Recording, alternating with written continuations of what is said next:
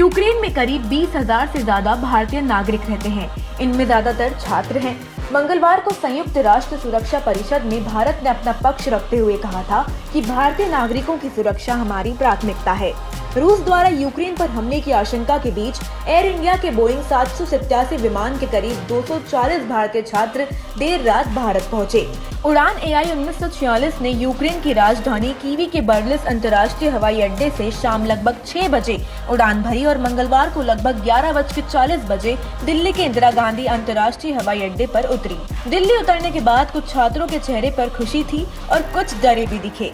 छात्रों ने कहा कि अपने वतन लौटकर काफी अच्छा लग रहा है, लेकिन यूक्रेन में आने वाले समय में स्थिति खराब होने वाली है। फिलहाल सुरक्षा के मद्देनजर हम लोग देश लौट आए हैं।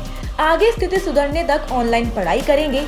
समाचार एजेंसी ने छात्रों से बातचीत का वीडियो भी जारी किया है।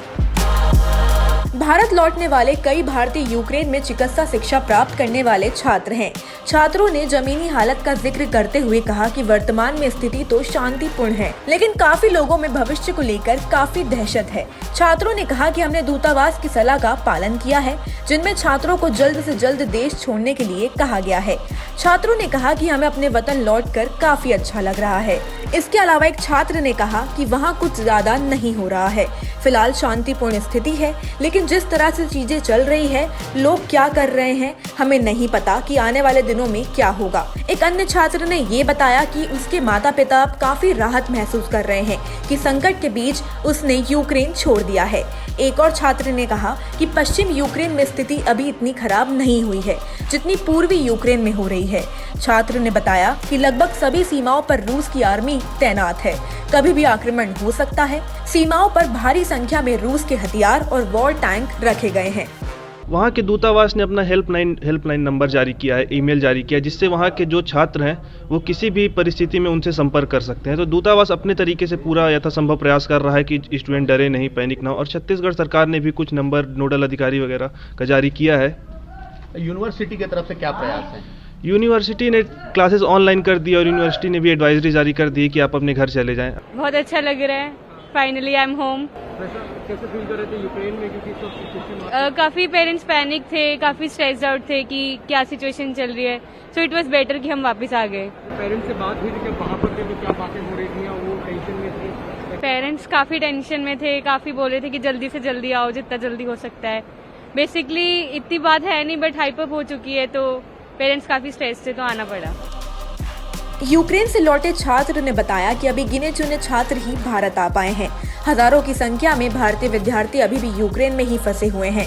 एक और जहां भारत आने के लिए छात्रों को जल्द फ्लाइट नहीं मिल पा रही है, वहीं यूक्रेन के विश्वविद्यालयों द्वारा भारतीय छात्रों पर ऑफलाइन क्लासों व जुर्माने के दबाव से कई छात्र जीवन संकट में डालकर वहीं रहने के लिए मजबूर हो गए हैं। भारत आने के लिए फ्लाइट के रेट भी पहले से कहीं ज्यादा हो गए हैं, इसलिए भी छात्रों को समस्या हो रही है। सर, वहाँ की सिचुएशन आप कैसे, मतलब एज ए स्टूडेंट मैं ये सिचुएशन थोड़ा सा है, पैनिकेबल सिचुएशन है।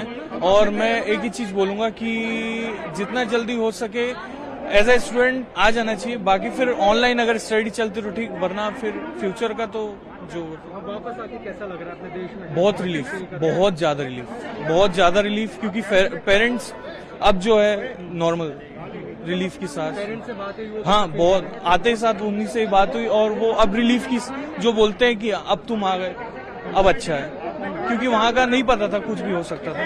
और भी बच्चे वहाँ पर हैं, उनसे बात हुई होगी? बहुत से बच्चे सर अभी वहाँ पे, और बहुत से आने का भी चल रहा है, बट जो फ्लाइट्स है उनका हो रहा है। अब फ्लाइट्स का जैसे जैसे होता है फिर तो देखना पड़ेगा उसका। 66,000 की टिकट्स आ रही है, और जो एयर इंडिया की है तो वो थोड़ी ज्यादा कॉस्टली हो जाती है।